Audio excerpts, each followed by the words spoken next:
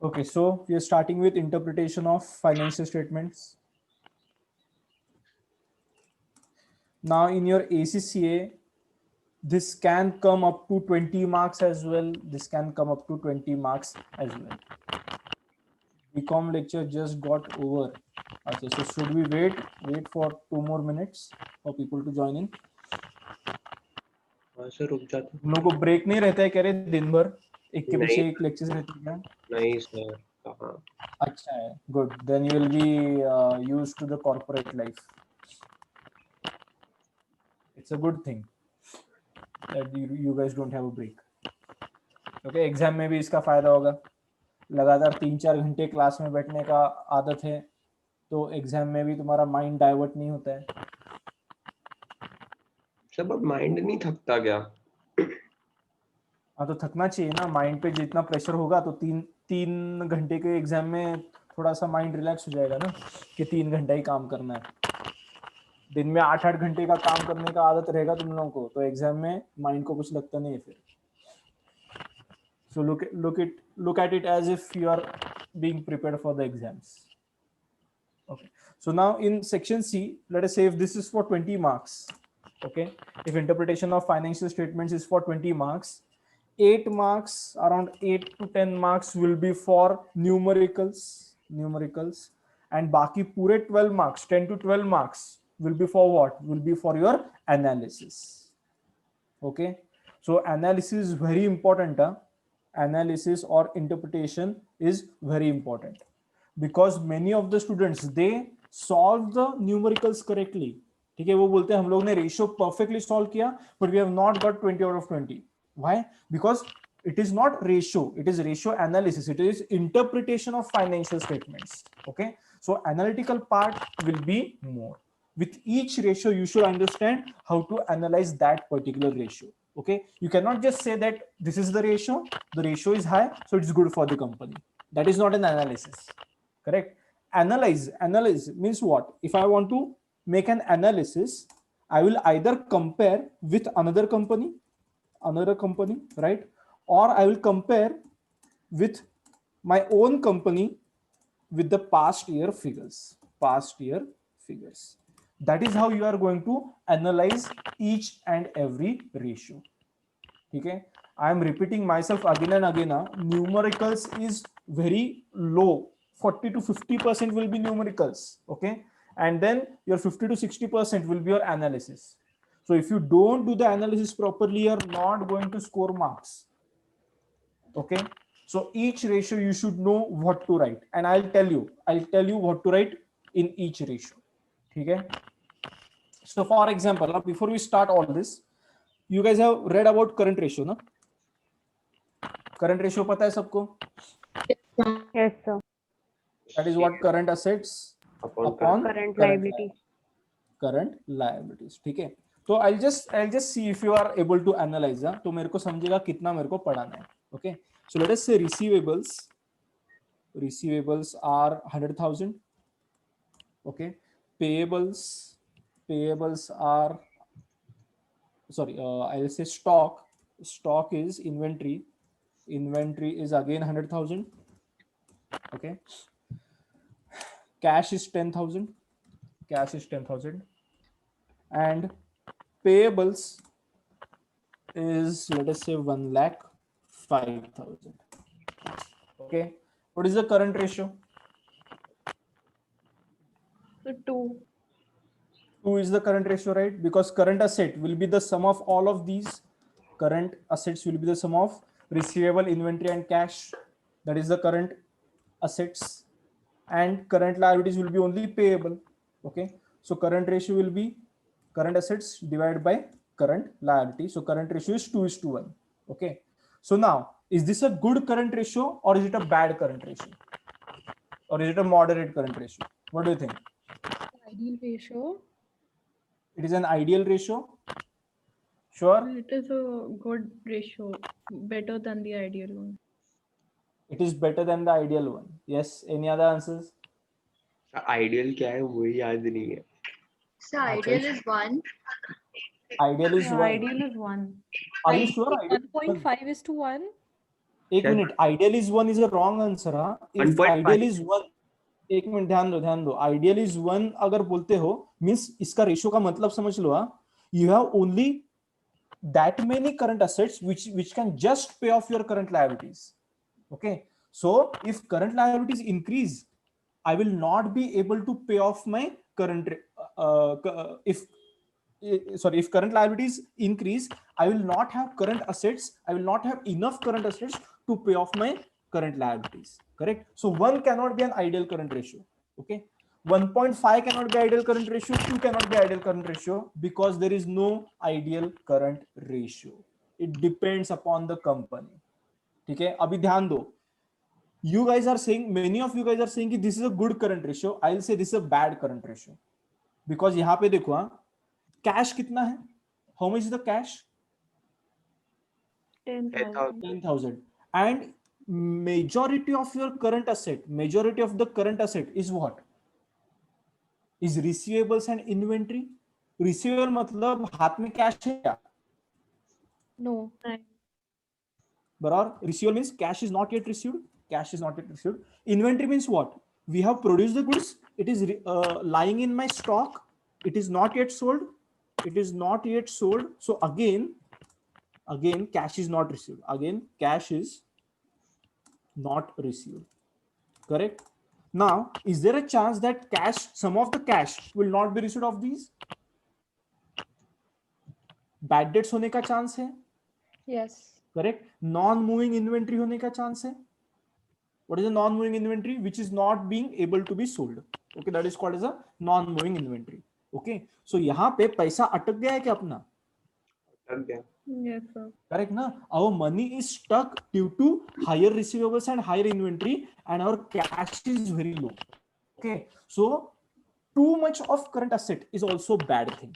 So in current asset, you have to see how much is the cash and how much are the receivables and inventory.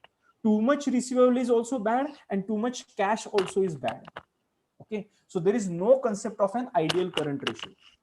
It again depends upon in which economy you are performing. Okay, so for example, if this question was for Indian economy, is this a good current ratio? Absolutely not, because Indian economy is a cash based economy, right? It is a cash based economy. Correct? तो ये cash उसमें ज्यादा चाहिए. For Indian companies, the cash requirement is higher, because many of the dealings will be in cash. Okay, so if we have higher receivables and inventory, then this 2:1 will not be a good current ratio for the company. Now this is how you analyze a ratio. Okay, so there are lot of things that will affect my ratio. Okay, and those things you need to mention in the exam. तो हर एक ratio के नीचे मैं लिख के दूंगा कि ये रेशियो के लिए what are the things that can affect this ratio. Okay, and depending on the question, okay, depending on okay, you need to tell that whether it is a good ratio or a bad ratio, or you can just say as compared to last year's figures why the ratio has changed or why the ratio has decreased. Is this clear? Yes, sir. Yes, sir. So हम लोग ऐसा किधर भी नहीं लिखेंगे what is the ideal current ratio, sorry, what is an ideal any ratio, what is the ideal ratio for, will not write anywhere in your ACCA examination.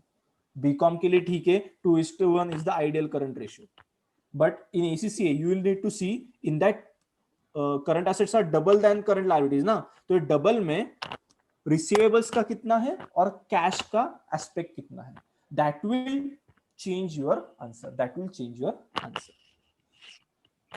Okay, so you are thinking from auditor's point of view now you are going to think from auditor's point of view. Your work is not just calculating the ratios, your work is comparing the ratios, analyzing the ratios, and giving the analysis in layman's terms. ठीक है, मतलब shareholders are not generally the people who have all the financial knowledge. Correct? So you are going to explain to the shareholders, okay, that how this ratio is in the performance of the company. Okay, चलो करते हैं start. So So ratio, I have a doubt. So how is too much of cash not good for the current ratio? okay, if for example my cash was 300,000, okay, and my payables is 100,000, so I have enough cash to pay off my liabilities, right? I have enough cash to pay off my liabilities. Ratio is 3:1. Ratio is 3:1. ठीक है, अभी देखो, हाँ, इतना cash company में क्यों चाहिए हम लोगों को? Why do we need so much of cash in the company? This is cash in hand. If cash in hand is more, if cash in hand or cash at bank is more, cash in hand is more, means what? Company is not utilizing the money. Company is not utilizing the money for investment purpose, and the company has something called as opportunity cost. पढ़ा रहेगा economics में? The next best alternative. This money could have been invested in some project, and from that project we could have generated monetary returns, correct? But now because company has more cash, we are not generating monetary returns. So too much cash is also bad for the company. Sir, एक doubt. हाँ, अब sir जैसे too much cash is and too much everything is detrimental to the company, but we have to set a limit when we interpret ना कि यार इतना ही होना चाहिए, इससे ज्यादा नहीं होना चाहिए. तो उसके so लिए we तो set the cash limit. We also set the cash limit. For that you will study Baumol's cash model in F9. Baumol's cash model. Okay, so how much cash or how much inventory? For inventory also, you know what is the formula? Inventory के लिए क्या है? What is the optimum inventory? EOQ, economic order quantity, right? So for everything you will have certain way to calculate how much is the optimum level. Okay, any doubt? Any other doubt? No. ठीक है. Okay, so this was just an example. Now we can start with the actual ratios, okay, and I can explain you what are the factors which will affect the ratio. ठीक है, चलो. So first thing, so ratios you guys know, I think most of the ratios you guys will know, but the analysis, how to do the analysis is the important thing. So gross profit margin, any profit margin is always compared with sales, okay? So GP ratio, gross profit margin, or also called as your GP ratio. Ratio का formula बताओ तुम लोग मेरे को, that you guys know. Gross profit upon sales. Simple, gross profit divided by sales. Correct, gross profit divided by sales. So that into 100, क्योंकि ये profitability ratio, so I want in percentage, so it will be into 100. Okay, so GP ratio is gross profit by sales into 100. Okay, so वापस ideal gross profit ratio कुछ नहीं है. There is nothing like ideal. There is nothing like gross profit ratio. Okay, so for example, people say that 35% can be an ideal gross profit ratio. Not necessary, na, because let us say last year my company had a good gross profit ratio, good GP ratio of 52%. Correct. Now this year 35% can never become an ideal GP ratio. Correct. So we will never say anywhere in ACCA, unless the question asks for it, we'll never say in ACCA that this is an ideal GP ratio, because it totally depends on the situation, totally depends on which industry, in which industry the company is going to perform. Okay.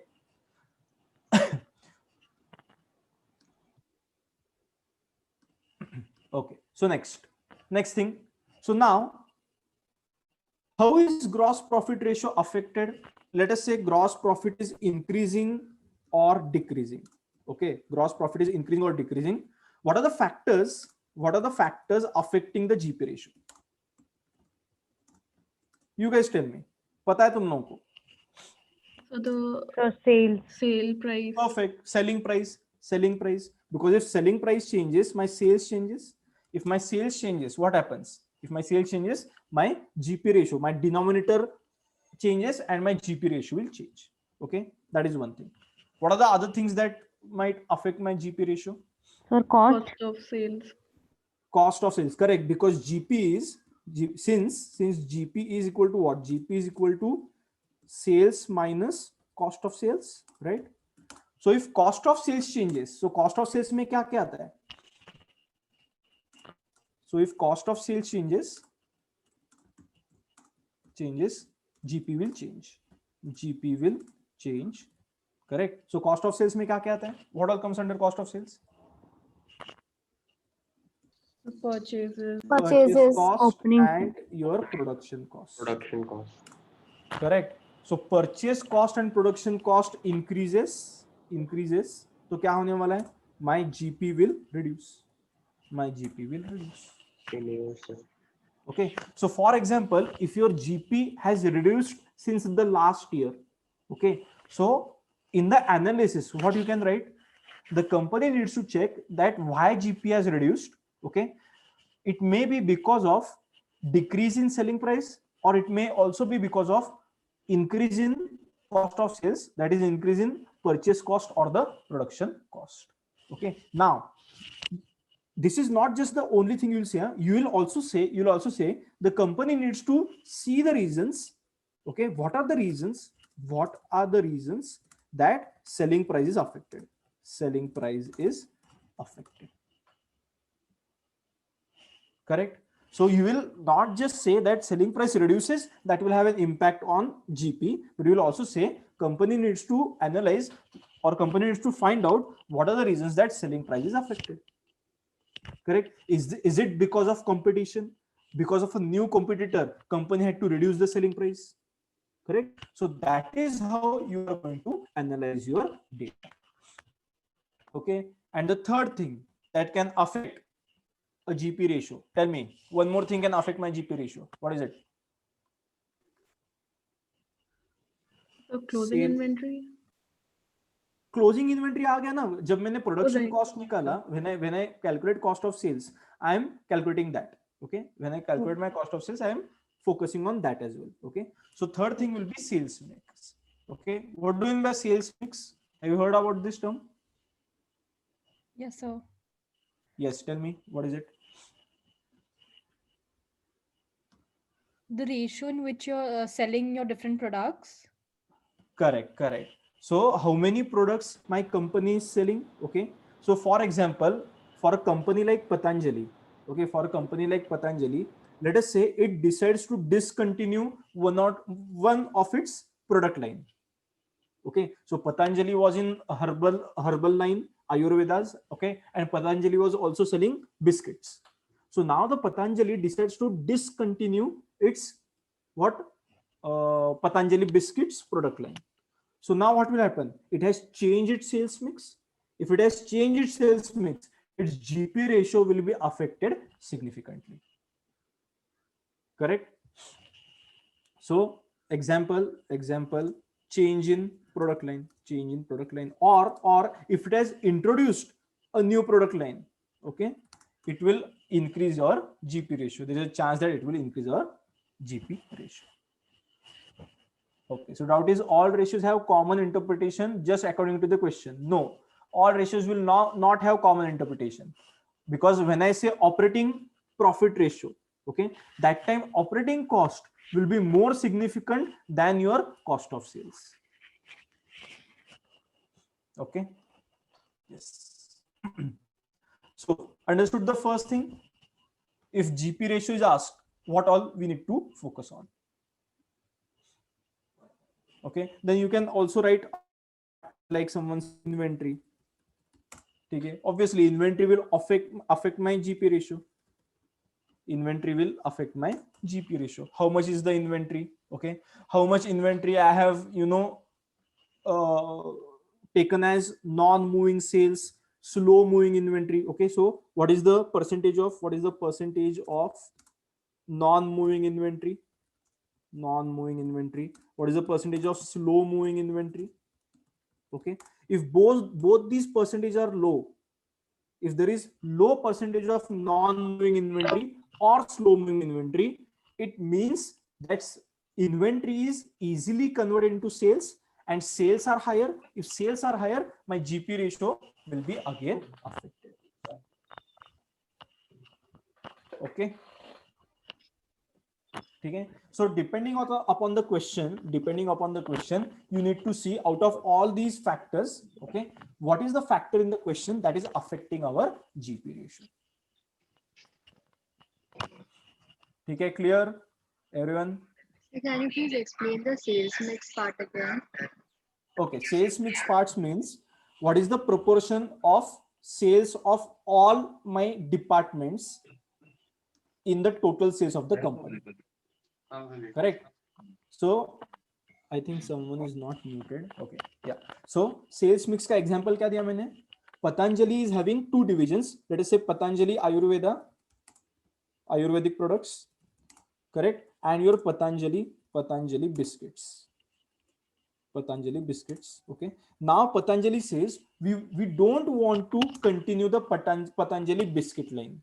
Okay. So they will sell off the Patanjali biscuit, and that entire department which is sold will become a capital gain, and it will not be treated as sale, right?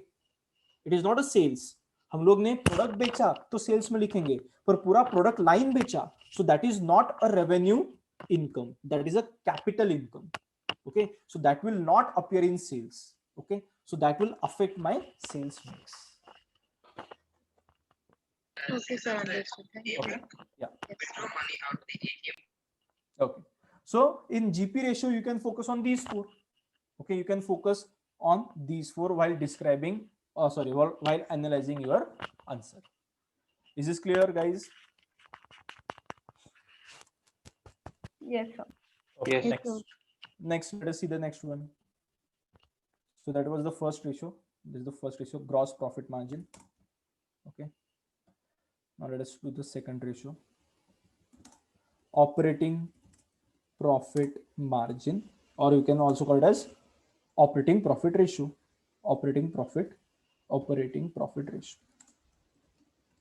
Okay. Tell me the formula.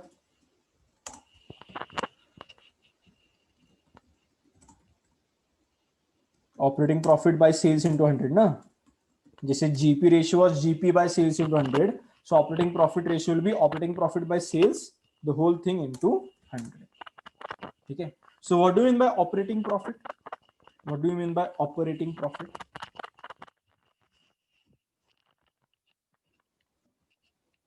Yes. Am I audible? Sir, it is the profitability of business taking into account of interest. तो जिसमें interest और taxes वगैरह लगते हैं. Not taking into account or taking into account? So PBIT. Taking into account. नहीं, ठीक है. It is profit before interest and tax. It will be profit before interest and tax. Okay, but as the name suggests, operating profit, that is profits only from operating activities. Only from operating activities. Huh? Now pay attention. This is very important. Okay. So for example, my company is a manufacturing company. Company is a manufacturing company. Okay. Now this company has taken a loan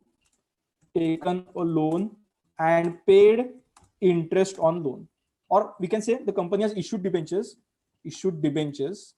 correct, and paid interest on debentures. Okay. Then this company has also given its staff quarters on rent and received that income. Okay. So now this first is an expenditure.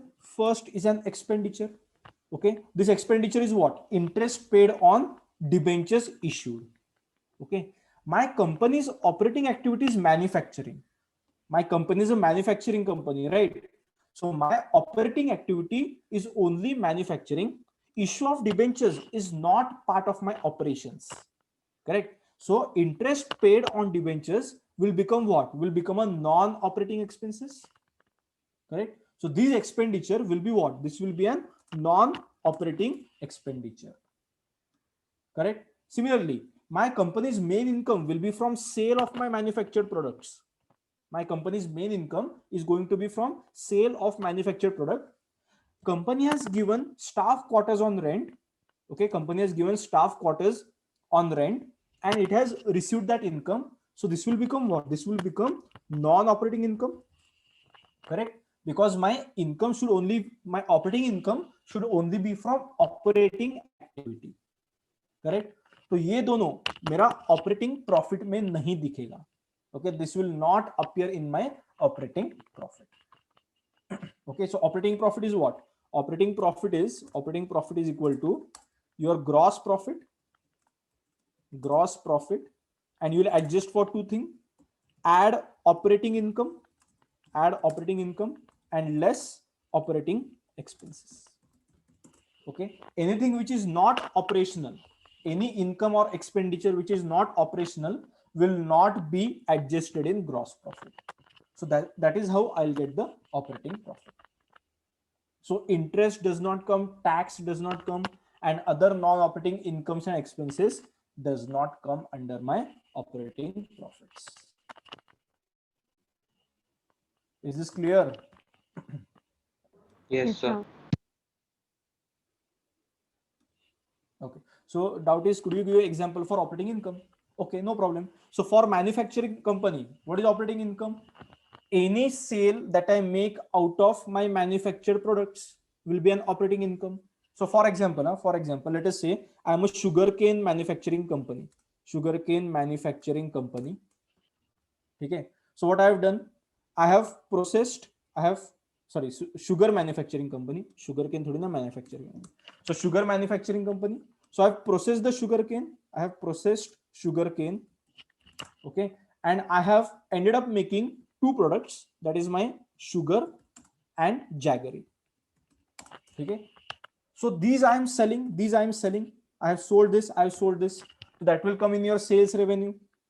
Okay, but then there is scrap, there is wastage in the form of molasses.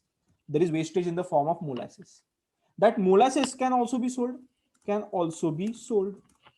Okay, so sale income from molasses, should it be operating income or should it be non-operating income? Sir, non-operating. क्यों Non-operating. अरे पर वो क्या मेरे manufacturing में से नहीं निकला है? तो सर वो मैन्युफैक्चरिंग लेन थोड़े ना है आपकी, वो तो प्रोडक्ट क्या हो गया? बट सेल तो कर रहा हूं ना मैं. So any sale generated out of manufacture, okay, generated out of the main activity of the company. Any sale generated out of the main activity of the company. See, main activity is not sale, main activity is manufacture. So anything which is generated out of manufacture and that I have sold, correct, I have generated income on that will become part of my operating income. तो ये दोनों तो cell में जाएगा. Yes हाँ, ये cell हमेशा थोड़ी ना होनी है, क्योंकि ये हमेशा नहीं हो सकता ना ये हाँ वही molasses ना. का. पर अगर मोलासिस का सेल किया, कंपनी ने सेल अगर किया मोलासिस का, तो वो सेल रेवेन्यू में तो नहीं दिखाएंगे हम लोग. Will not show it in sale revenue, correct. Will show it as what? Other operating income. Will show it as other operating income. Okay, because my main object is to what? Generate sale revenue from sugar and jaggery. Okay, so main activity of my company is manufacturing. Main activity of my company in the example was manufacturing. So any income generated from manufacturing will go under operating income, and any income generated from other activities other than manufacturing, correct, जैसे यहाँ पे rent of quarters, that is not a manufacturing activity, right? That is not a manufacturing activity. So any income generated from activities other than manufacturing will go under non-operating income. ठीक है? So you cannot just say कि operating profit is PBIT. You will have to calculate PBIT. Yeah? Even if PBIT is not given in the problem, then you will have to adjust gross profit, adjust operating income, that is add operating income and less operating expenses. That will give you the operating profit. or I can also say operating profit is equal to, अभी मेरे को net profit से लेना है. I want to calculate operating profit from net profit. How will I do it? from, they have given me the net profits, they have given me My- the net profit. हाँ. Add finance cost. So can I say Tax instead of को that, I add can say कर- add all non-operating expenses, right? And less all non-operating income. Non-operating income. उल्टा नहीं का. So net profit consists both operating as well as non-operating. Okay, net profit, or you can say PAT. So net profit or PAT. I can say net profit or PAT. Correct. So net profit or PAT consists both thing, operating as well as non-operating. So I want only operating profit. So what I'll do, I'll take away my operating expenses, I'll take away my operating income. So I'll get what? I'll get my operating profit. Is this clear? Okay. So now once you know the formula, let us see how to do the analysis.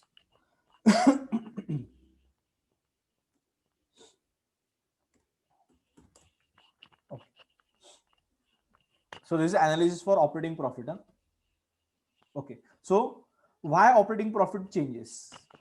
Okay. Why can operating profit change? Tell me factors affecting operating profit. Tell me. सबसे पहला तो क्या आएगा? सबसे पहला तो आएगा gross profit, right? Because gross profit के बेसिस पे तो ऑपरेटिंग प्रॉफिट निकालते हैं हम लोग. So if gross profit changes, obviously what is going to happen? My operating profit will also change. Correct? Second numerator में क्या है? Sales revenue. If my sales revenue changes, again my operating profit will change. Sales revenue changes, GP changes, my operating profit changes. Right? Then now tell me, once we have done calculating gross profit, after gross profit, what are the costs? What are the costs that will affect? Purchase cost और production cost, वो तो GP में ले लिया अपन ने. Administrative. हाँ, correct. Raw Direct material. cost. Admin cost, selling and distribution cost.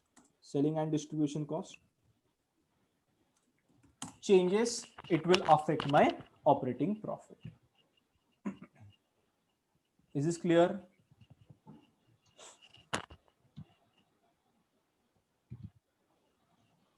Okay, so Sir, write these down. sir, Yes. Sir, if gross profit changes, if gross profit will increase, the operating profit will also increase, yeah? Correct, because gross profit increases, what happens? This base increases, my operating profit will increase, na? Okay, but not necessary. Yeah? If gross profit increases, however, there are many operating expenses, then what happens? It is not necessary that operating profit will also increase. So there can be a situation that gross profit increases, okay, but operating profit still remains the same. Why? Because there are many operating expenses this year. Okay. Right? So that's what I said. There is not one single factor which will affect my operating profit. All these factors, this is not or, this is not or. This is not 1 or 2 or 3. This is 1 and 2 and 3. Correct? So we'll have to see all these factors simultaneously.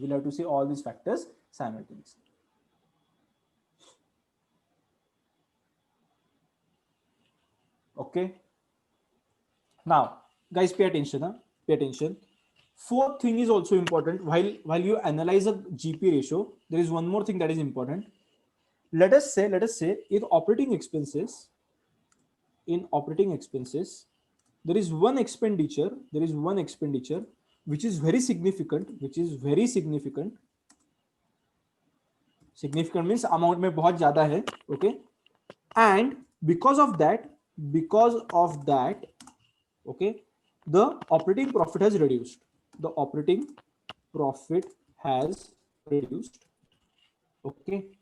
However, such expenditure is only one-time expenditure.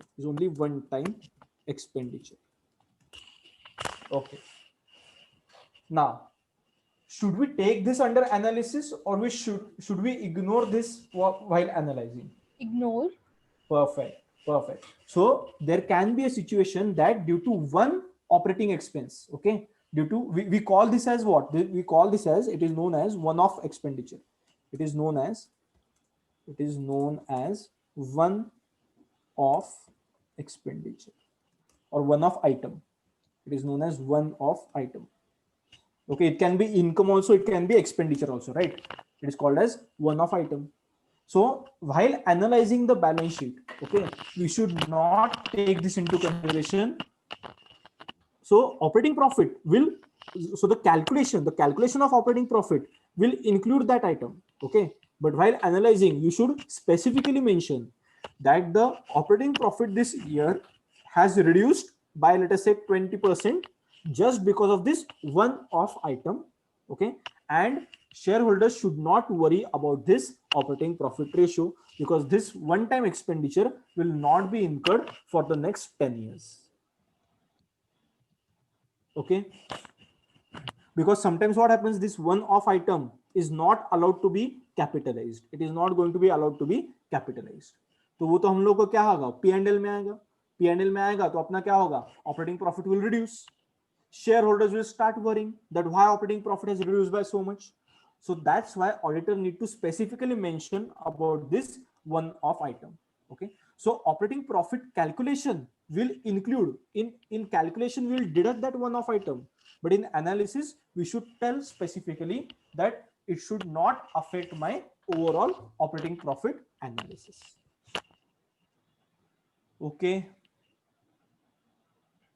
is this clear? Yes, sir. Okay. So can you name some of the items which can be one-off items like? Okay, so for example, if I have started my company started telecom company started a company. So I started a company in telecom industry. Okay, so telecom industry mein, when I start my company, the licensing fees, okay, sometimes it will not be allowed to be capitalized if you purchase second hand your towers and everything. So मैंने क्या किया, मैंने BSNL से towers purchase किए. Okay, so existing towers purchase किया तो मेरे को क्या है, मेरे को सिर्फ license renew करना पड़ेगा. So that will be license renewal fee. Correct, and it will not be treated as a capital expenditure. Okay, so that time what happens, we show it in P&L account. Income tax does not allow it. Income tax बोलेगा ये तो गलत हो गया, तुम लोग ने P&L में शो किया, your operating profit has deducted, your PBT will deduct and you will pay less tax. So income tax says this is not allowed. Okay, so हम लोग shareholder को भी वही बोलेंगे ना, that this is a capital expenditure, but we are just showing it. In what? My P&L account. Okay, so it is not going to affect actual profits and it is not going to affect our taxes. Clear? So will advertisement also come under one-off item? No, deferred advertisement goes under deferred revenue expenditure. That will be capitalized. Okay, long-term advertising. For example, you are purchasing a space in newspaper. So we are purchasing a space in Times of India for 1 year. That will not be a revenue expenditure. That will be a deferred revenue expenditure that goes in balance sheet under miscellaneous expenditure, and I can write off those expenditure every year. Okay. So see to it that you are including all these factors. Okay. Now, one more thing you need to see. This is from cost auditor's point of view. Okay, but you can still write if the question needs such kind of an answer. Okay. It is important to bifurcate. These operating costs between fixed cost and variable cost. Why? Tell me why.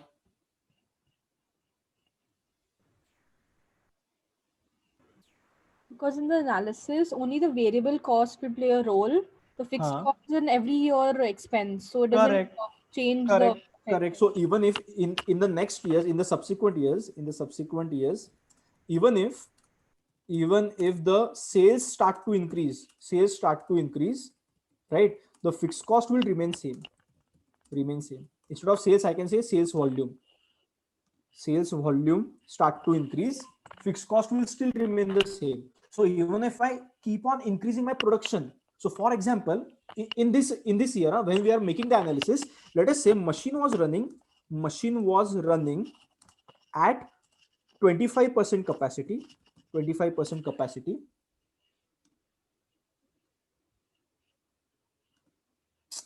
Arre, 25% capacity, and company expects from next year it will run at least 90% capacity,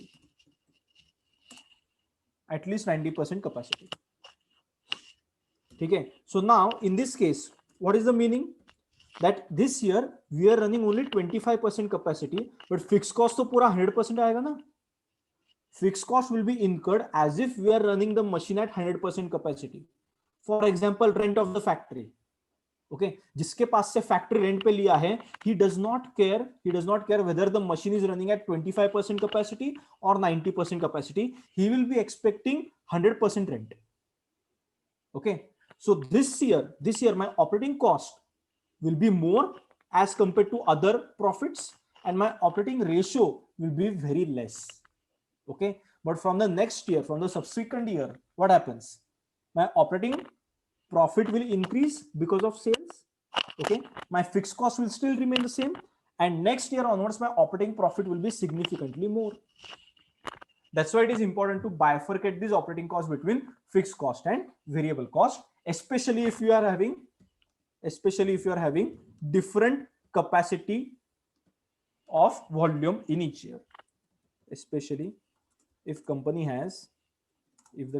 has different volume capacity, or we can say different production capacity in the current year, we can just say different production capacity in the many years to follow.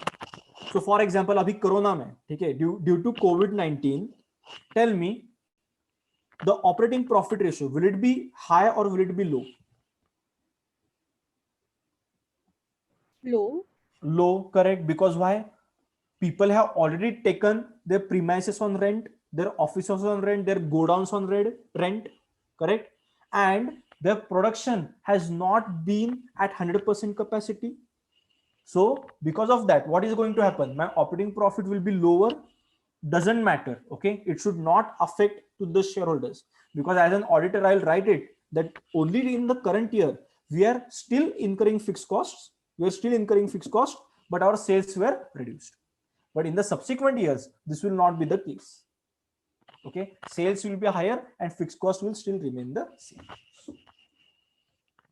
Okay, so this entire, the fifth point, will depend on the situation given in the problem. Okay, so you don't need to write this if the problem does not have bifurcation of fixed cost and variable cost. Okay, they are just given total cost. You will not write the fifth analysis. Is this clear? Operating profit. Yes, sir. Okay, so see, now you guys are not thinking from accountant point of view. You are not just calculating the ratio. Okay, you are thinking from auditor's point of view. You are thinking from financial analyst's point of view. Okay, next. Achha, net profit ratio will be simple. That will be what? That will be your PAT divided by sales into 100. Okay, so in PAT we are also, in addition to operating income and expenses, what are we comparing? Company will compare non-operating income and expenses. So major factor will be two cases. Major factors will be your interest, that is your finance cost and taxation. Okay, so your let us say your net profit ratio has decreased significantly. Okay, what is the meaning? That there can be a new loan or there can be issue of new debentures on which we have started to pay interest. Okay, but that does not necessarily mean that net profit ratio is bad. It also means that we have enough capital with us now, so that next year we can take up more projects and our revenue will increase, and from next year onwards our net profit will start to increase. Okay. So while you compare net profit ratio, you can write all these 5 factors above, correct? All these 5 factors you can write, and plus in addition to that you can write your non-operating income and expenses. So finance cost, taxation, etc., that can be written over here. Okay. Next is your return on capital employed. So any doubt till here, guys? Any doubt till here?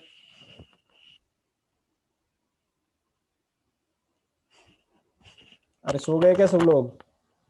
No, sir, it's clear. हाँ, okay. Now tell me, what is the formula for return on capital employed?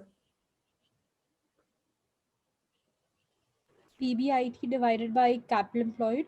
PBIT divided by capital employed. Okay, correct. So PBIT, you guys already know what is PBIT. So we can say PBIT equal to operating profit. PBIT is nothing but same as operating profit.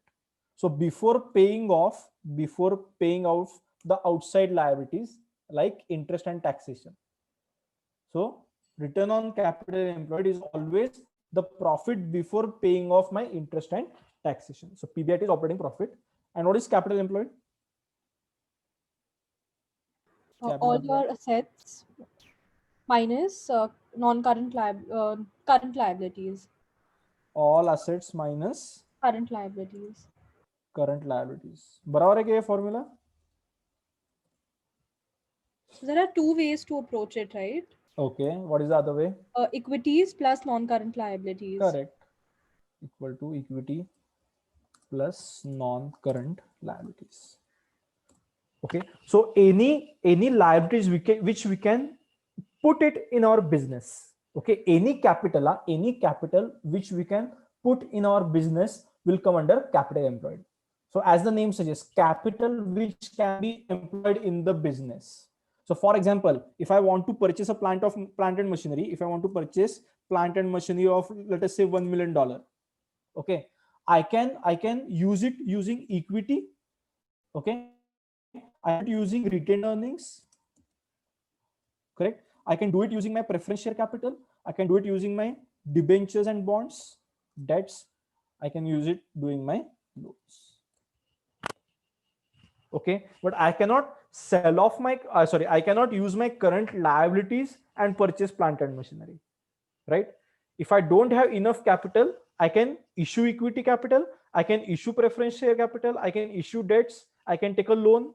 Okay, so all these capitals will help me in employment in my company.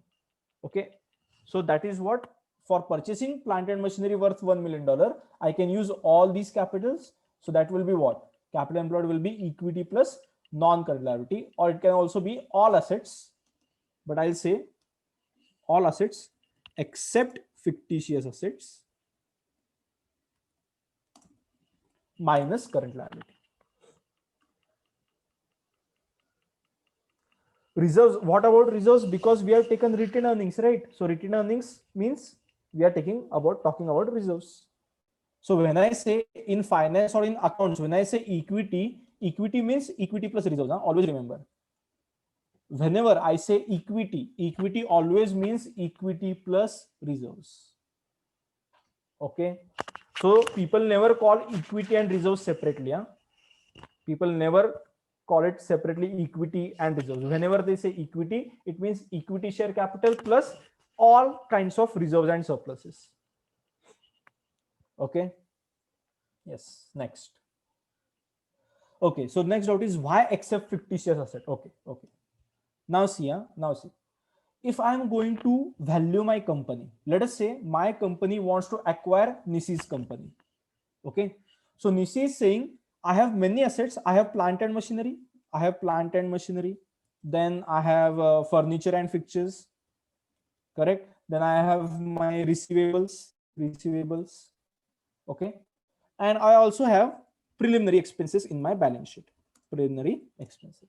So my asset side consists of these four. Let us say, for example, let us say only these four. My asset side only consists of, and we can also take one intangible asset, copyright. Okay. So my balance sheet, sorry, Nisi's balance sheet consists of these 5 assets: copyrights, plant and machinery, furniture, receivables, and preliminary expenses.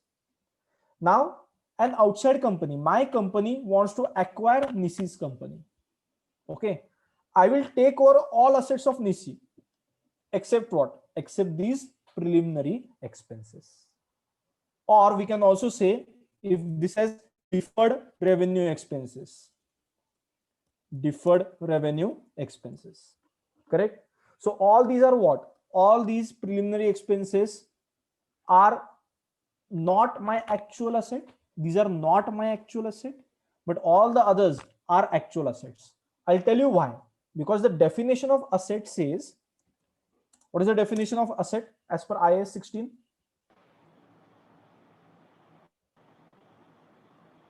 Yes. क्या है ना IAS 16?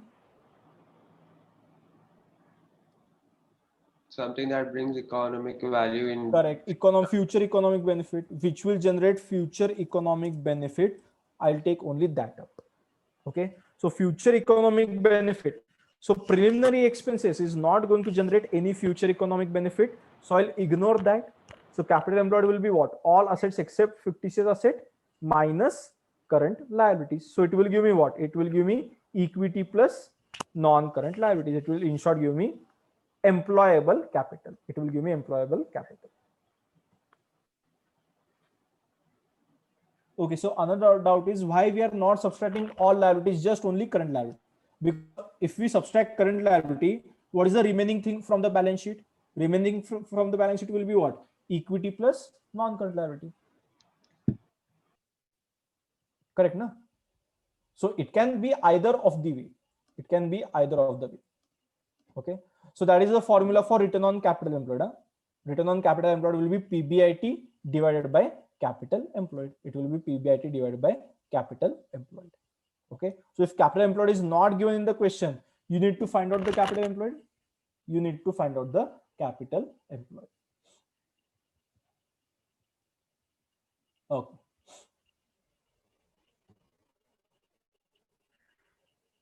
So what are the factors that will affect this ratio? Factors affecting the ratio will be nothing but our source of finance. Source of finance. That is, how much is the proportion of your debt? How much is the proportion of equity? Correct. How much is the proportion of your reserves? Then how much is the proportion of your term loans? And we can also say how much is the proportion of your retained earnings, but that we have already taken under reserves, so we don't need to take it separately. So we'll take preference share capital. Okay. So all these things, the proportion of these in your finance will affect your return on capital employed. It will affect your return on capital employed. Okay. So we'll take equity plus all interest bearing finances. We'll take equity plus all interest bearing finances. Okay. Now pay attention, guys, pay attention. Does lease payment, lease liability also come under non-current liability? Does my lease liability also come under non-current liability? Yes, sir. Correct. Yes. So apart from these sources of finance, apart from these main 5 sources of finance, there can be other non-current liabilities also. So that includes my lease liability. Okay. So lease payments payable for remaining 4 years, that will be shown as a liability. So that will also affect my non-current assets. sorry, that will also affect my non-current liabilities, and it will affect my return on capital employed. Okay. Apart from that,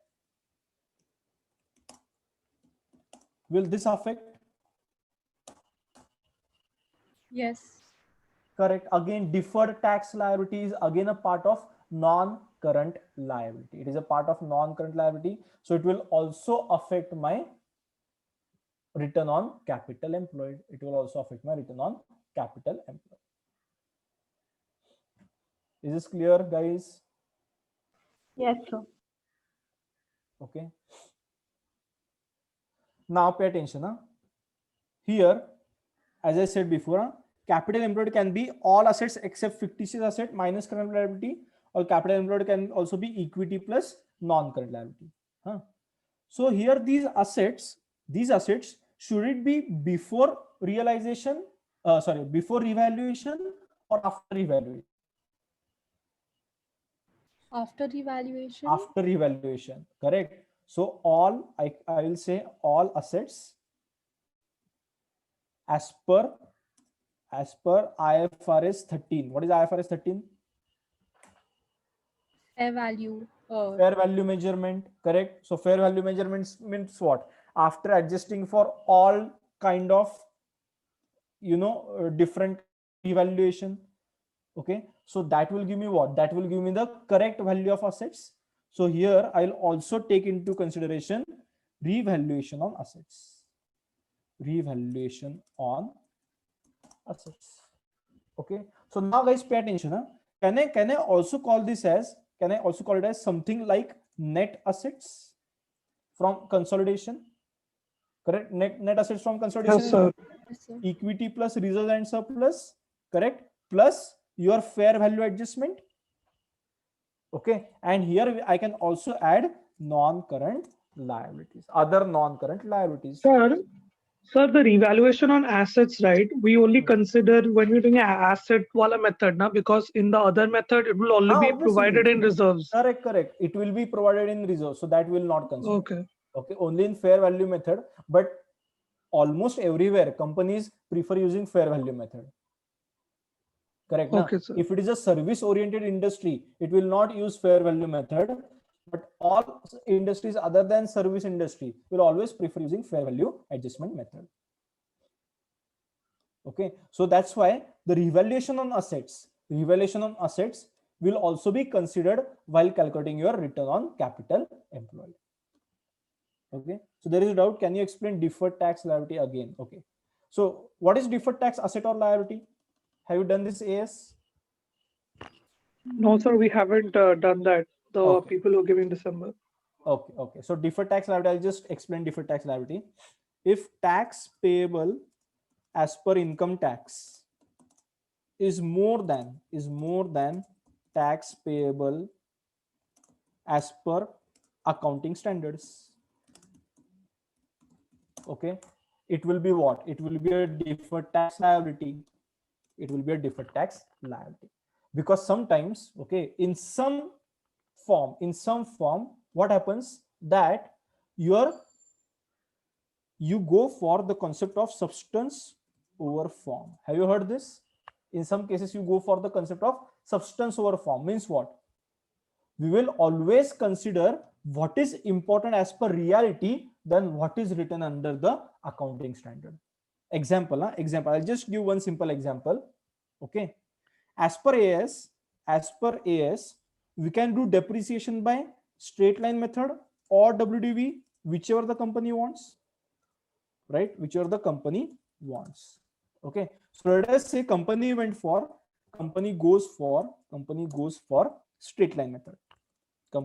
straight line method. Okay, but as per Income Tax Act, straight line method is not allowed. Only WDV is allowed. So now tell me, will the profit before tax be different?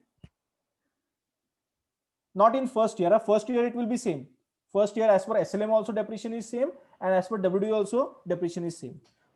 But from second year onwards, from year 2 onwards, SLM depreciation will be more and WDV depreciation will be less. Okay, so here depreciation is more depreciation is more, therefore PBT is less, correct, and tax paid is less. Tax paid is also less.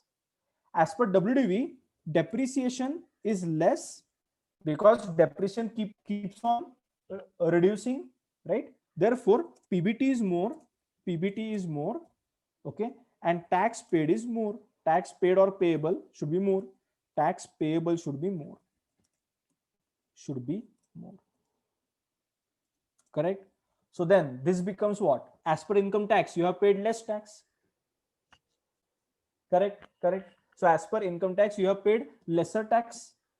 Okay, and as per as per accounting, you have paid lesser tax, and as per income tax, you were supposed to pay more tax. So you have what? You have a deferred tax liability.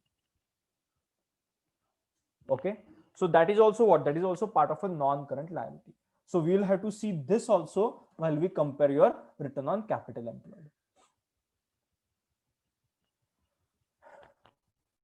Okay, see if there is any other doubt.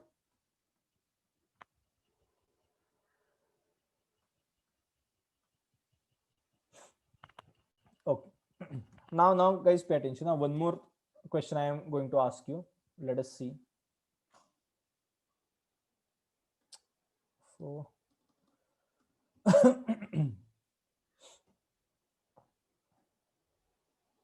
so I'll write this as deferred tax liability. Yeah? Deferred tax liability. Let it be over here. Okay. Now tell me if the debt part is more. If the debt part is more in your finance, okay, will it affect the profits? Yes, sir. How? Because you'll be paying more finance costs. Will be paying more finance costs. But then if we are having equity, we are also to pay dividend, no? But the dividend will be lesser as compared to your So you are finance saying cost. cost of equity is less than cost of debt, is it? Yes, sir. Yeah. Sure. I'll just write it down now. Guys, you tell me if this is correct or not. Cost of equity is less than cost of debt. Is it correct or wrong?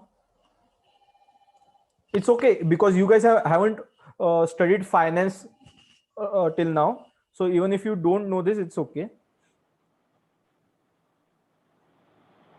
True or false? There's some concept of tax deductible. Correct. So now pay attention. Whenever you have more debt in your finance, okay, it is beneficial from taxation point of view. Okay, more debt means what? Means more tax benefit. Equity never gets the tax benefit. Okay, so for example, my company has taken 1 lakh from, let us say, Mallar, okay, and promised 10% dividend. Okay, so to be more precise, I'll say I have taken 1 lakh preference share capital from Mallar and promised 10% dividend. On the other hand, I have taken same 1 lakh debt debentures, from Snigdha and promised 10% interest. Now tell me how much let us say tax rate is 30%. Tell me what is the dividend paid by my company, and what is the interest paid. Both have same amount of capital and both have same percentage.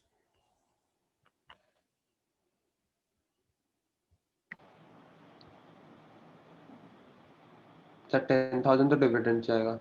Dividend will be 1 lakh into 10%. That will be the dividend. But interest paid will be interest net of tax. Interest payment is always net of tax. Government always gives benefit of taxation on interest. Okay, so that will be 1 lakh into 10%. Correct. ये तो क्या हो गया, that is my actual interest amount, correct, and into what is what 1 minus tax rate. Tax rate is 30%, so 1 minus tax rate will be 0.7. So I'll only pay Snigdha 7,000. Okay, so even though let us say finance cost payment is more, but finance cost will always attract what, the benefit of taxation. Okay, so the proportion of debt and equity also affects my return on capital employed. The proportion of debt or equity also affects my return on capital employed. Understood? So can you repeat the last line? Which one? What will affect the capital employed? The proportion of debt or equity in your capital. Correct. More debt means what? More debts means more tax benefit. Correct. And more equity means what? Lesser tax benefit. Correct. Equity never gets the benefit of taxation. Huh? Equity will never get the benefit of taxation. Okay. But see, again, equity shareholders, what will equity shareholders think? Equity shareholders will think that we want more dividend. So they will prefer having more of equity, because if there is more of equity, company will think from only payment to equity shareholders rather than payment of debentures. Okay, so we are just going to write this as a part of analysis, that the proportion of debt and finance will affect the return on capital employed. Okay, how it will affect, that will be taught to you in F9. Okay, so so doubt is dividend is paid on profit, right? Once you get profit, once you get your net profit, on that you are going to pay dividend. Right? Once you get the net profit, on that amount you are going to pay dividend. Okay, and interest will be paid before getting the net profit. Interest will be paid before getting the net profit. Okay. Okay. Next doubt is interest paid part. Can you repeat? Okay. Yeah. So the concept is any kind of debt capital. Okay. May it be debentures, may it be loan, may it be bonds. Any kind of debt capital will always get a tax benefit. So while you are paying, you will pay interest net of tax. Net of tax means what? After deducting the tax benefit. So if tax rate is 30%, okay, post tax will be what? 70%. Okay. So my calculation will be what? My calculation will be 1 lakh debentures into 10%. That is the interest amount into 1 minus T. Tax rate is 30%. So 1 minus T will be 70%. So I'll pay only 7,000 to Snigdha. So both have given me same amount of capital. I had promised both of them same return, but Mallar will receive more return and Snigdha will receive lesser returns. So from company's point of view, interest payment always gets the benefit of taxation. Okay. So then guys, can I say company should have more of debt in its capital and less of equity?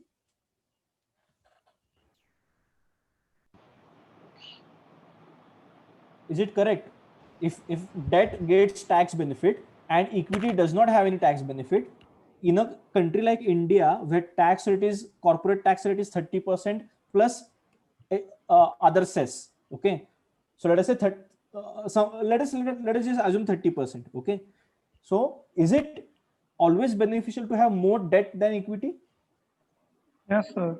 No. Yes, sir. Not always, sir. No. Not always. A leverage, financial leverage.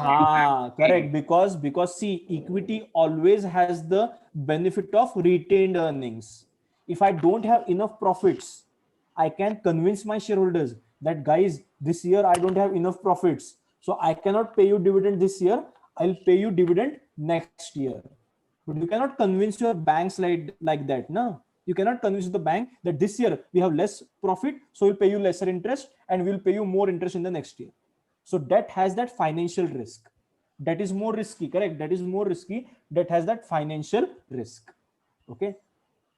So again, all this you don't need to explain over here. Okay. You will need to explain from your financial management point of view. Okay. Correct. So debt has fixed payment. Equity does not have fixed payment. So here you can only write the proportion of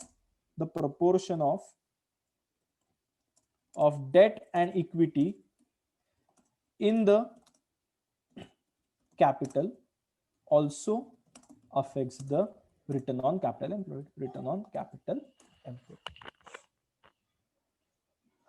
Okay. Yes. Any doubt? Yeah, Maria. Yes. Yeah. Huh. So when we are paying lesser interest because Huh. of the tax benefit, that means the profits will increase. So do we have to pay tax on the profit again? No. See, for what I can do, what I do is, see how I calculate is sales, correct? Less your variable cost, therefore contribution, correct? Less fixed cost, therefore I get PBDIT, less depreciation, I get PBIT, which is called as operating profit. Operating profit less interest, I'll get profit before tax. Okay, on that we'll deduct tax again, so less tax, I'll get profit after tax. Okay, so here interest is already net of tax. Interest is already calculated net of tax. So won't we have to pay more tax? Where Because we are paying less interest. Are, but if that is okay now, because see, this is only for what? This is only for taxation purpose. Government is not going to give me double tax, right? Here government is saying what? If you're taken tax benefit over here what you will have to pay? You will have to pay your profit before tax will be more, correct? Because interest deducted will be lesser amount, post tax interest will be a lesser amount, so your PBT will be more and you will have to pay more tax. That's okay na? If you are taking tax benefit over here, government will not give tax benefit.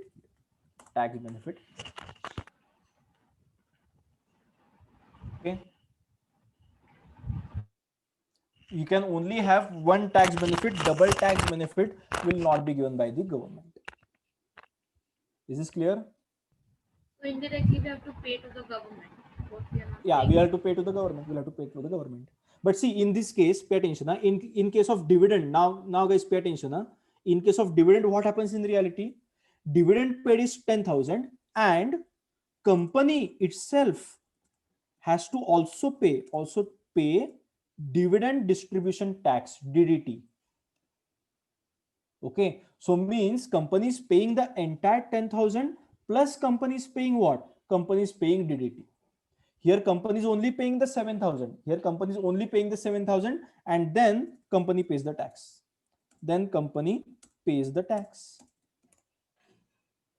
Correct? So total amount paid by the company will only be what? Only be 10,000 in total. And here company will pay what? 10,000 plus dividend distribution tax of around, let us say it is somewhere around 16%. Okay, so effectively again having interest payment will always be beneficial for the company. And see, there is not only this benefit. Sometimes debt also gets the benefit of subsidy. So for example, if my company is into biodegradable waste management, what the government says? The government says normally you can take a loan at 9%, but just because you are contributing to the economy, you will have to pay loan only at 3%. So directly my interest cost has reduced from 9% to 3% due to subsidy received from the government. Equity never has subsidy. Okay, and there is one more benefit. Debt payment is constant even in long run. Debt payment is constant. Okay, the banks do not expect more and more interest every year, but shareholders always expect what? Always expect growth in their dividends, right?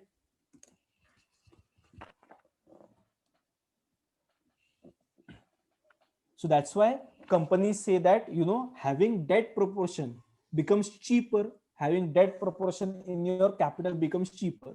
But again, if more debt is taken, it will be more financial commitments and the company's financial risk will start to increase. Okay. So next doubt is tax is to the government and interest is to the finance providers. So won't they disagree if we pay 7,000 instead of 10,000? No, they cannot disagree, because this is the concept of tax deducted at source. This is a concept called as tax deducted at source. Okay. So whenever you receive interest, even if you receive interest on your fixed deposits from the bank, it is after tax deduction at source. Okay. So the provider of the debentures cannot claim that, you know, we don't want our payments after deduction of tax. Okay. Yes. So I'll just take this all away. So you just have to remember that why debt is cheaper. Debt is cheaper because of three things.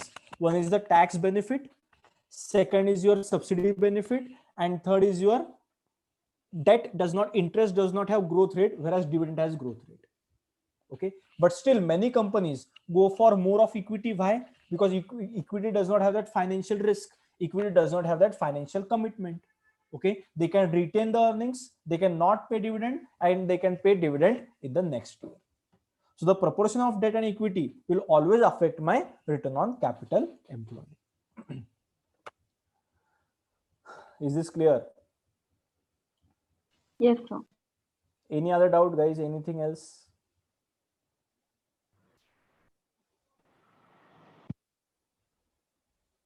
So can you just repeat the subsidiary thing for the tax benefit? See, subsidiary means what?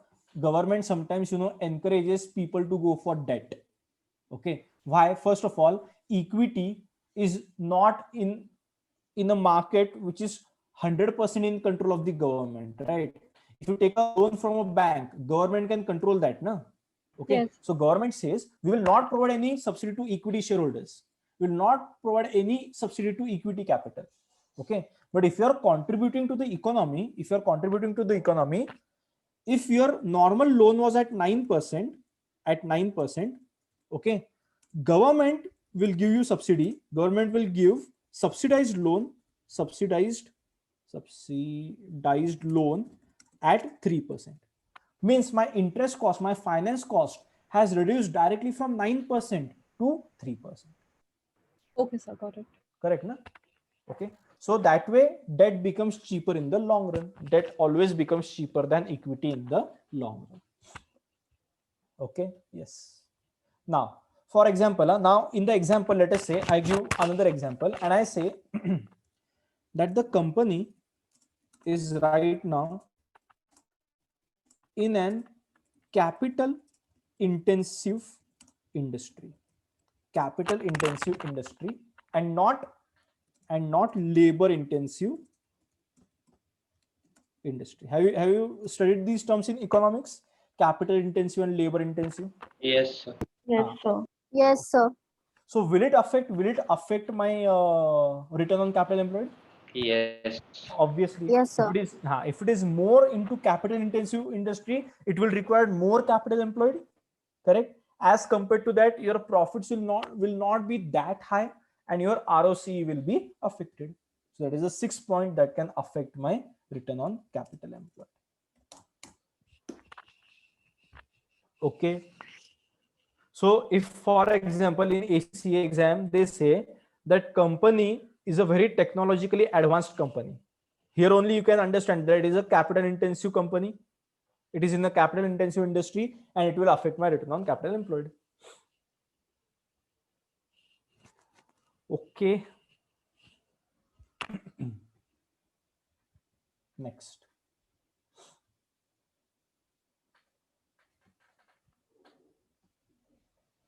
So see how many factors are there. We only think about from profit point of view. Okay. But profit is only one factor about that. Profit is only one factor out of that. There are many other factors on which your returns will, your ratio will depend. Understand how to make the analysis? Yes, sir. Okay, next. Let us go on to the next profitability ratio is return on equity. Return on equity. So now previous ratio was return on entire capital employed.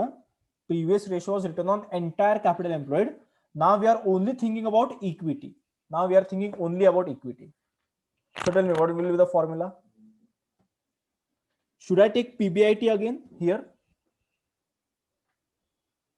PAT लोगे ना? हाँ, will not take PBIT because interest payment is made and equity does not have tax benefit. So I'll take profit after tax. Profit after tax. Instead of PBIT, I'll take profit after tax. Understood why profit after tax? I'll write the logic over here. Since there is no debt, correct? And equity does not have tax benefit. Equity doesn't have tax benefit. That's why we are taking PAT instead of PBIT. Okay. And PAT divided by what? PAT divided by equity.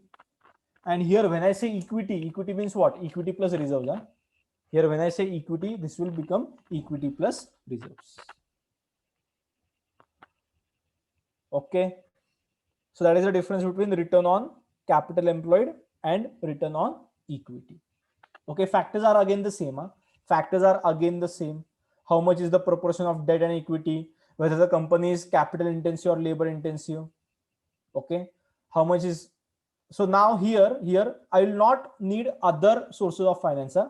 I'll only focus on how much is my equity and reserves.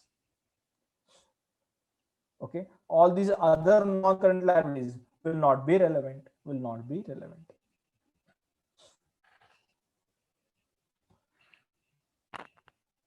Okay.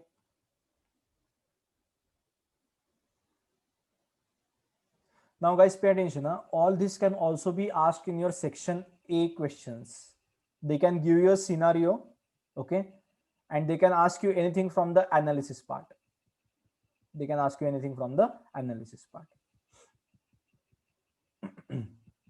Okay, next.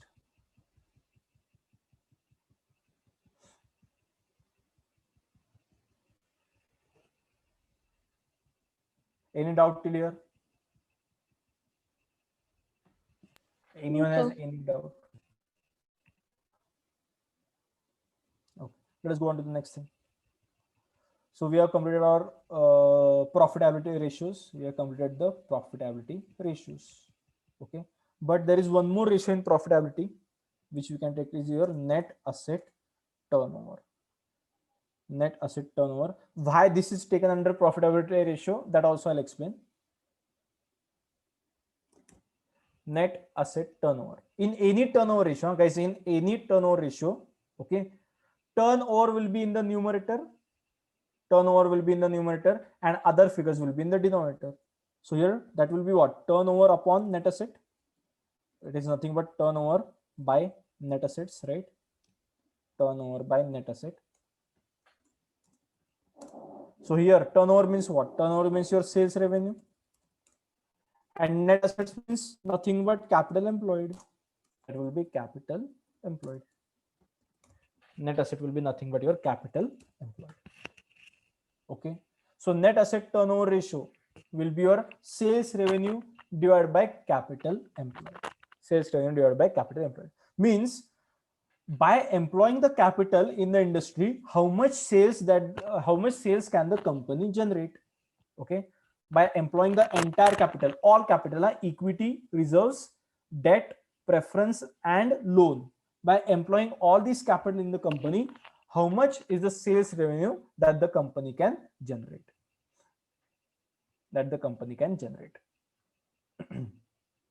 Okay. So now why this is taken on the profitability ratio is because this your ROC can also be calculated as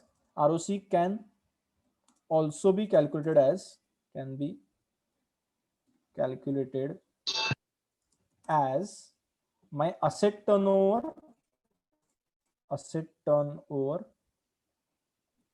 into profit margin,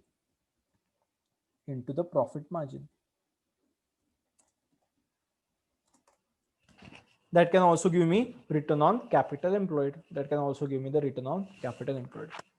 And here profit margin means my operating profit margin I can take, because it is return on capital employed. I want PBIT. PBIT means operating profit.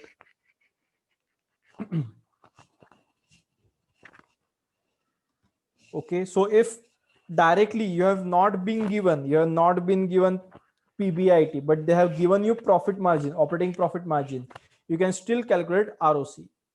ROC can be calculated as your asset turnover into profit margin.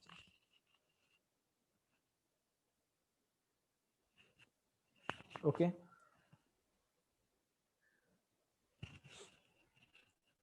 That's why we consider net asset turnover under your profitability ratios.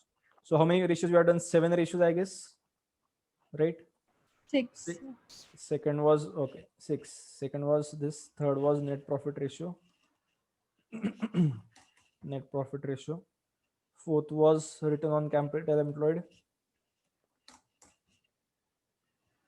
Fifth is your return on equity.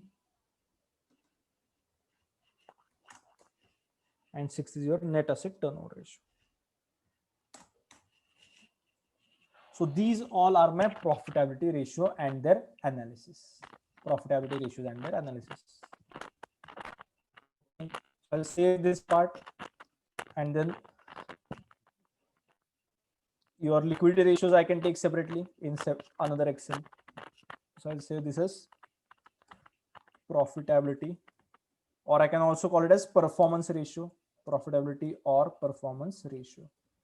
Performance ratio.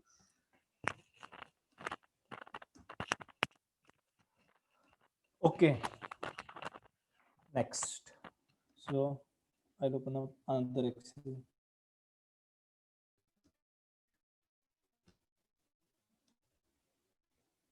And I'll give you this thing, a note for this, your performance ratios. Okay. I'll give you a note for all of this, that in GP ratio, what is there. So the same thing that is there in your Excel sheet. Okay. I've just written in your simple terms, because in Excel, I'm giving you examples also. Okay. So the same thing, I'm going to write it here on also. Okay. And I'll share this entire interpretation wala notes with you guys. So before going to the exam, you can just refer to this Word document. That will be enough. Okay, next.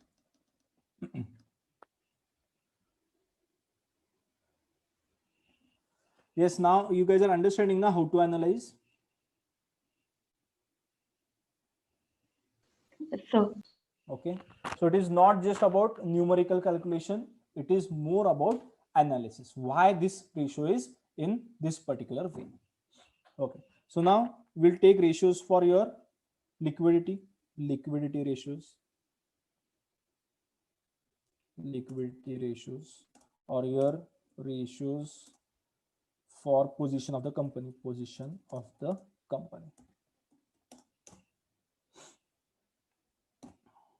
Okay. So first is your working capital ratios. Working capital means what? For temporary capital. So that is all ratios related to your current assets and current liabilities. Okay. Related to current assets and current liabilities. That is your working capital ratios. So we have two working capital ratios. First one is the current ratio that we already discussed in detail, current ratio. And second is your quick ratio.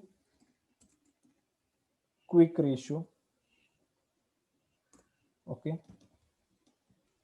And sometimes ACC has also asked super quick ratio. That is not given in your study text, but they can also ask you super quick ratio. So we'll discuss about that also. Okay. So current ratio is what? Current ratio is current assets by current liability. Everyone was there na in the beginning. I think there were only 30 participants that time, or everyone had joined in when I explained current ratio.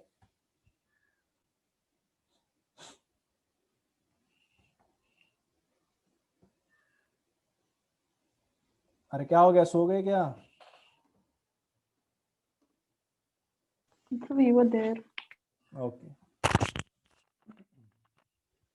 So current ratio, let us see current assets and current liabilities. So what all comes under current assets? So I'll just write over here what all comes under current assets. Debtors. So instead of Inventory. debtors and bills receivable, we'll call it as receivables. Huh? Receivables.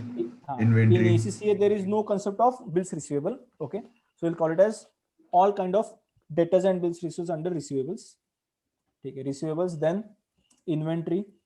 Okay, then anything else? Cash equivalents. Cash and cash equivalent.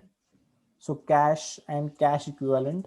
So that includes cash in hand, cash at bank, and also short-term investment. Even short-term investment comes under cash and cash equivalent. Okay.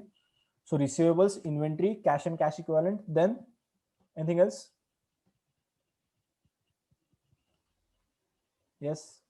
Other current assets like maybe Prepaid expenses. Right now. Prepaid expenses, what? We have already paid the expenses, but service is receivable. So any kind of receivable will be under current asset, right? And otherwise you can also say outstanding income. Service has been given, but income is not yet received. So income is outstanding. So again, it becomes a receivable. Okay. So all of these will come under current assets. All of these will be coming under current assets. And current liabilities. Current liabilities will include what? Will include your payables. So that is creditors as well as bills payable. Both will be there. Okay. Cash and cash equivalent, here also it can be there. Yes, bank OD. Correct. Bank OD in the form of bank OD. Cash and cash equivalent in the form of bank OD. It can be there. And then other current liabilities. Other current liabilities like outstanding expense. Outstanding expenses means what? We have already taken the this thing services, but payment has not been made. Or pre-received income. received in advance. Correct. Pre-received income or income received in advance means we have already taken the income, but service is not yet given. So any kind of payable will come under current liability. Okay. So we'll take this later on. So that is the current ratio, current assets divided by current liabilities, current assets divided by current liabilities. Okay. So generally 2:1 is considered as a good current ratio, but it will depend upon how much is our cash percentage in that current assets. Okay, so doubt is, will short-term provision come? Yes, current liabilities will also include including provisions. Short-term provisions. It will be including your short-term provisions. Okay. Okay, so 2:1 can be a good current ratio only if we have enough cash in those current assets. Okay, otherwise 1.5 can also be considered as a good current ratio. So we have to see how much is the percentage of receivables, how much is the percentage of inventory, and how much is the percentage of cash. Okay, because cash control defines our working capital. Cash control will always define our working capital. So the current ratio, quick ratio, and super quick ratio, in all these three, we have to see how much is our liquidity. That's why it is also called as liquidity ratios. That's why it is also called as liquidity ratios. Okay, so within the current assets, so within the current ratio, so factors, I can just write factors affecting current ratio. First will be your liquidity. That is how much is the cash control within the current assets. That I have explained in detail in the start of the lecture. Okay, how much is the cash control within the current assets? That is the first important factor. Okay, so cash control means cash in hand, cash at bank, short-term investment, and bank OD. All will come under over here. Okay, then second will be your nature of inventory. I had explained this before also, whether it is a slow moving inventory, non-moving inventory. Okay, depend upon that our current ratio will be decided. So if we have a fast moving inventory, and even if the current ratio is lower, that is still acceptable. Yes or no? I'll ask the question again. If company has fast moving inventory and current ratio is slightly lower. Slightly lower. Is it still acceptable? No, sir. No. Why not? Sir, we'll sell the inventory and cash will come into the company. So if cash is flowing in, the current assets will increase. Correct. Then it's good, na? If current assets will increase, it's a good thing, na? See, I want. See, let us say the current ratio right now, the current ratio is 1.3:1. Okay, current ratio is 1.3:1, and I have a fast moving inventory. Means what? My inventory is quickly converted into sales. Fast moving inventory means what? My inventory is able to be quickly converted into sales. Means what? I will have enough cash to pay off my liabilities. I'll have enough cash in hand to pay off my liabilities. So even if it is a little bit lower, then also it is okay. Why? Only because I have a fast moving inventory in my current assets. So that's why nature of inventory becomes very important. See if this is Sir, understood. Sir, if there is a slow moving inventory and they have a low current ratio, what will be the... It's not good, because already I have only 1.3 times of assets, 1.3 times of assets, which will be able to pay off my liability, right? Which will be able to pay off my liability. Now in that 1.3 assets, now in this 1.3 assets, okay, my company has slow moving inventory. Means what? Cash will be receivable, cash will be received, but after many months, right? I'll receive the cash, but I'll not receive the cash immediately. It will be received after many months. But my current liabilities I have to pay off. Let us say the cash received should, let's say it is expected that expected cash will be received after 7 months. Okay, and my current liabilities, my creditors have given me a time period of 3 months. Is it good? No, sir. Correct, because what happens, I am required to pay off my liability after 3 months. However, due to slow moving inventory, I will expect the cash to be received after many months, after 7 months. So for these 4 months, I will not be able to pay off my current liabilities, right? I'll not have enough cash to pay off my current liabilities. Okay. Yes, next. So I think there is one more doubt. Higher inventory turnover ratio. So if there is high inventory turnover ratio, that's okay. That's okay. For fast moving inventory, that's the same thing, na? Fast moving inventory, it will be the same thing. Okay. Yes. Next. Third thing. Can I say the credit policy of the company can also affect my current ratio? Yes, sir. Right? Because credit policy of the company, not only company, even the suppliers. So credit policy of the company and credit policy of suppliers. Correct. So what is the credit period for debtors and what is the credit period for creditors? Both will affect my current ratio.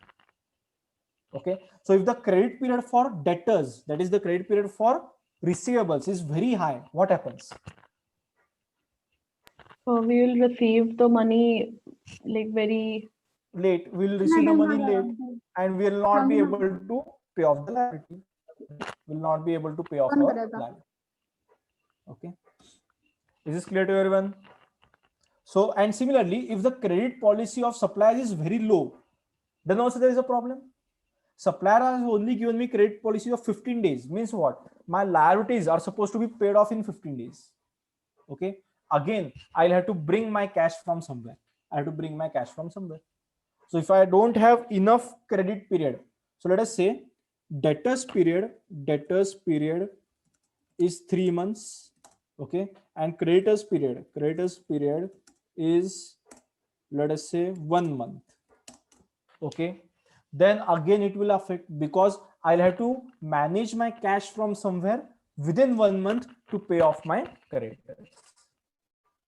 Okay, so how much is the credit policy of the company as well as how much is the credit policy of our creditors, of our suppliers, will also affect my current ratio. It will also affect my current ratio. Okay, and then when I say cash control, I can also say about availability of short-term finance. Means what? Means nothing but your bank overdraft. Okay, so if my creditors policy is 1 month and my debtors policy is 3 months, obviously for 2 months I'll have to go for bank overdraft. Have to go for my bank overdraft. If I take more bank overdraft, my current liabilities again starts to increase. So that will again affect my current ratio.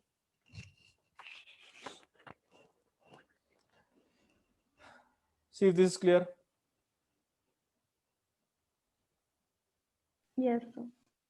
Okay, next.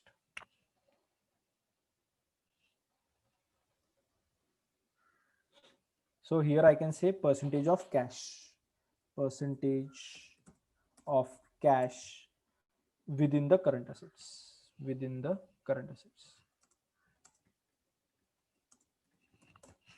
Okay, so that was my first working capital ratio. That was the current ratio. Okay, second is my quick ratio. What is the formula for quick ratio? Quick assets upon current liabilities. Correct. Quick assets divided by current liabilities. What is the meaning of quick assets?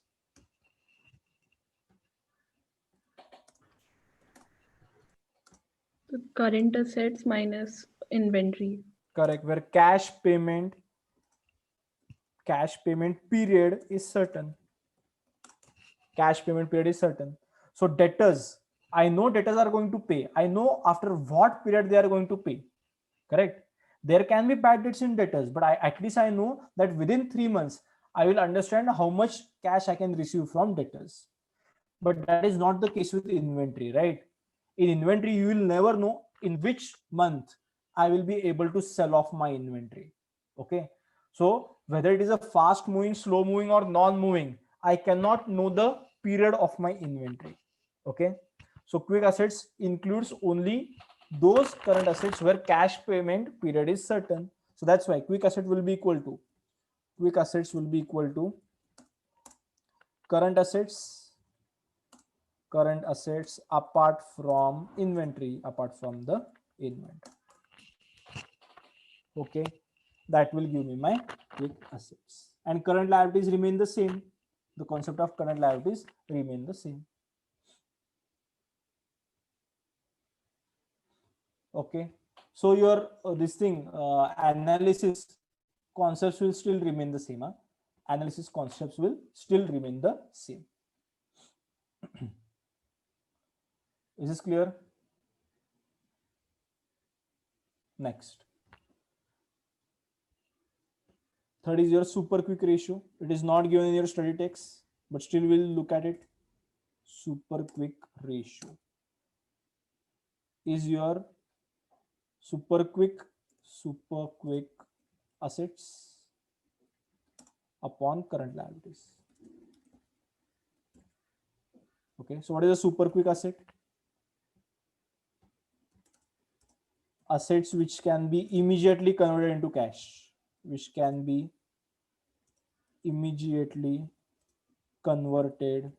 into cash. Okay, so what all will include over here? Should we take receivables? No, sir. No, because receivables we have to give credit period. Inventory we don't know the period only. Okay, so this will include cash and cash equivalent, cash and cash equivalents. That's it. Means your cash in hand, cash at bank, and short-term investment. Okay, so that is cash in hand, cash at bank, and short-term investment, short-term investment. That is the concept of your super quick ratio. Super quick ratio. Okay, done. Okay, again the analysis part remains the same. The four things will affect, these four things will affect my super quick ratio. Okay. Yes, any doubt till here, guys?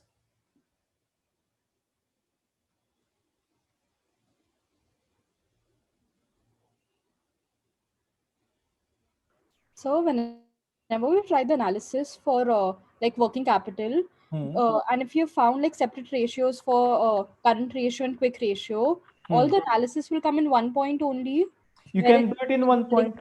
You both, because both are, all three are under working capital ratio, na? So you can give one single analysis for your working capital ratios. Okay, sir. Okay, so that is acceptable. No problem. That is acceptable. Okay. Okay. Now let us go on to the next one.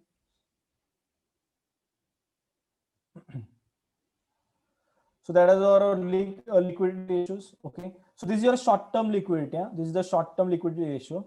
Now tell me, if I'm looking for long-term liquidity ratio. Long-term liquidity ratio. So first was short-term means what? Working capital, because working capital is for short-term. Okay. What is under long-term liquidity ratio? What all comes under long-term liquidity ratio? You guys already know this.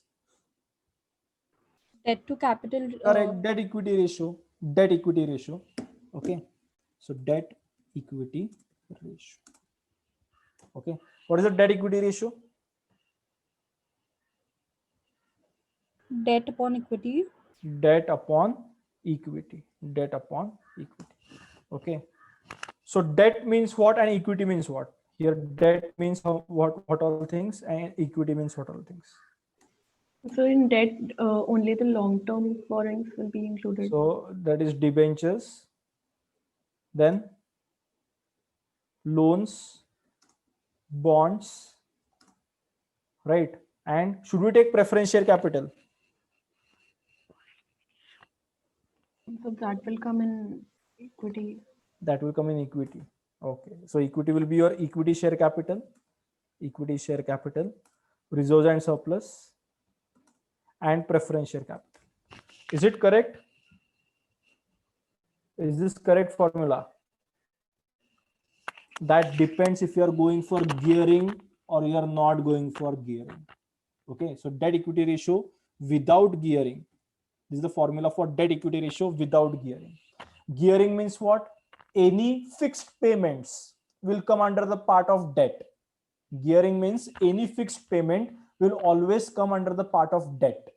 Okay. So here we are not taking gearing. Okay. Here we are taking the concept of without gearing. So preference share capital does not form part of debt.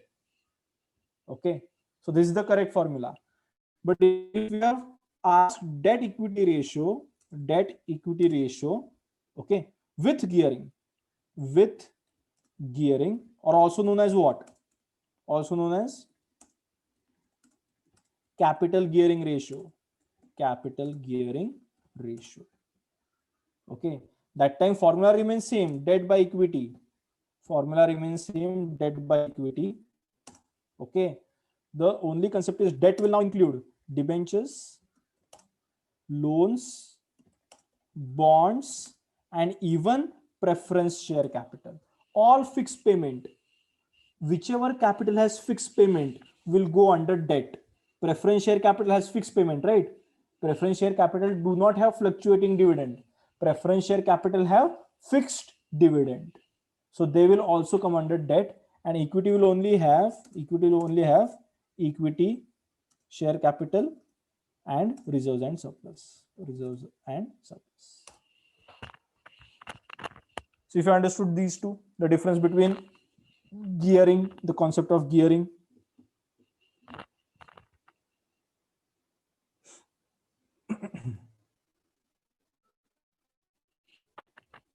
Yes or no?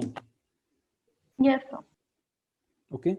So whenever they say debt equity ratio, you need to see from the question what it talks about finance cost. So now guys, pay attention. Huh? When you are doing your SOFP, your balance sheet problems, final accounts problems, have they somewhere mentioned in the study text that treat preference dividend as part of finance cost? Have you seen this in any sum in F7? While making the SOFP, while making the final accounts, sometimes there is an adjustment, treat preference dividend as part of the finance cost. Correct? Because finance cost, till now, what we know, finance cost is only interest. Finance cost is only about interest, right? But sometimes company wants to treat preference dividend as part of the finance cost, means company has gone with the concept of gearing. If it is gone with the concept of gearing, now finance cost includes preference dividend. So therefore, debt will include what? Debt will include preference share capital as well. Okay. ये किया है क्या adjustment तुम लोग ने? So not yet. Not yet, na? It will be there in your exam kit, huh? When company treats preference dividend as part of your finance cost. Final accounts में आएगा ये. Okay, final accounts के questions में आएगा. You guys are not doing exam kit kya for other topics also? You have to do the entire exam kit, huh? Yes, sir. Before going to the exam, you guys need to do the entire exam kit. Okay. For consolidation also, many of you have started exam kit, because I am getting doubts from exam kit also. Okay. So I'm expecting everyone to go through the exam kit when I solve the exam kit problems or doubts of the exam kit problems. Okay. Because see, section C problems to nahi kar payenge. Section B and section C problems, all exam kit problems we will not be able to do in the class. Okay. Section A, all exam kit problems related to consolidation I am going to do in the class. Okay. But section C, all problems won't be possible. So you guys need to solve the exam kit problems. Usme ka jo bhi doubt rahega, I can always help you guys with those doubts.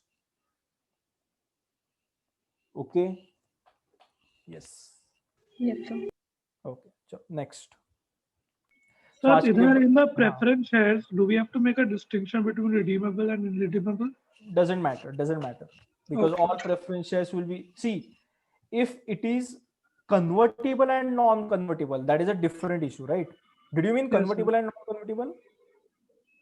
Sir, they're convertible into equity shares. हाँ, नहीं, convertible का अगर option दिया है convert करने का, then only it will be part of equity share capital. Okay, understood. Correct, na? So at the time of issuing the shares, at the time of issuing convertible shares, correct? That time only company gives the option that you can convert them into equity shares or not. Correct? Or when you can convert them into equity shares. That time we know that when we can treat it as part of a equity share capital. Okay. So when the shareholder exercises his or her right, exercise क्या वो right दिया है ना, it is a right to convert to equity shares. So at the point of time when the shareholder exercises his or her right to convert, that time it is treated as a part of equity share capital. Okay, chalo. So enough for the day, or should we take one more type of ratio? ठीक है, चलो बस हो गया आज के लिए, बस हो गया. Sir, enough. Okay. So these gearing ratio is there for you guys. Gearing ratios will be there for you guys. Okay, so debt equity ratio and also debt equity ratio as a part of your gearing, Okay. So if now just one last pointer. If we are looking at this from your consolidation point of view, okay, if you are looking at this from your consolidation point of view, then this will also include non-controlling interest plus non-controlling interest, controlling interest only for consolidation. So अगर consolidated balance sheet है, if you have consolidated balance sheet, then equity will become what? Equity will become equity share capital plus reserve and surplus plus preference share capital and plus non-controlling interest. Is this clear? Okay, and here also equity is equity share capital reserves plus non-controlling interest NCI only for consolidation. Only for consolidation. Okay, so just in case you have a consolidated balance sheet, you should not, get confused where to put the NCI, because NCI is a non-current liability, so you should know where to put NCI. It will not be part of debt, it will be part of equity. So now you guys tell me why it is part of equity, NCI. Why NCI is part of equity and not part of debt? You guys know the answer.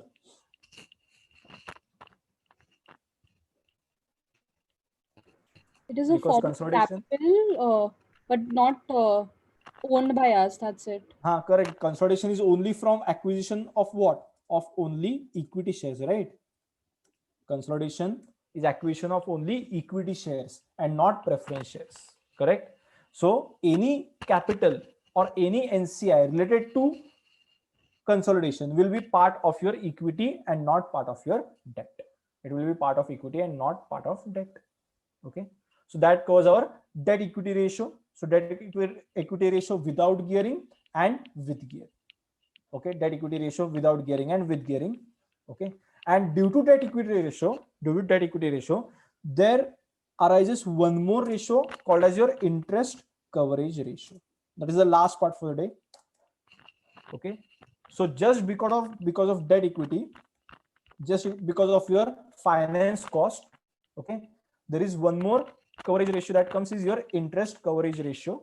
Okay, so that will be your PBIT divided by interest payable, or I can say PBIT divided by finance cost payable. Okay, that makes more sense. Okay, so since we are treating everything as a part of finance cost, even preference shares is treated as a part of finance cost, the third long-term liquidity ratio can be your interest coverage ratio, that is PBIT divided by finance cost payable.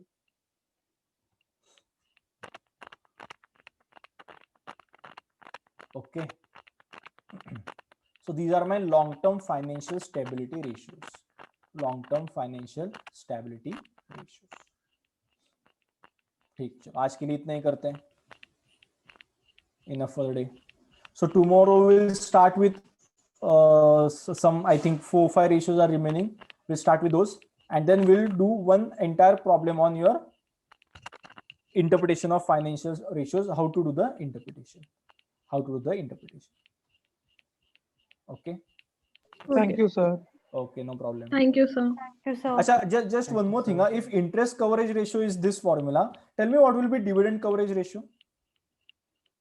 PBIT divided by dividend. एक minute, PBIT लोगे? PAT divided by dividend. Same concept of return on equity and return of capital employed.